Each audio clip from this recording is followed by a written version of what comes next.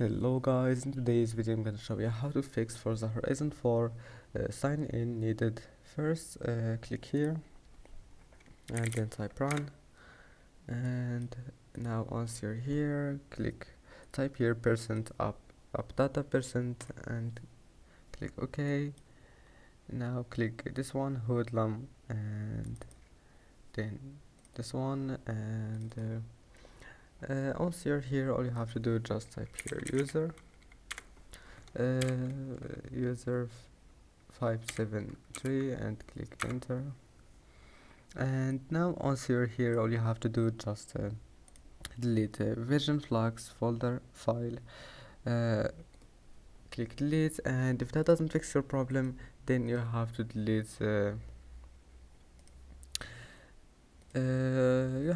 all those files here, and that's it. Then your problem must be fixed. Don't forget to like and don't forget to subscribe, and see you in the next video.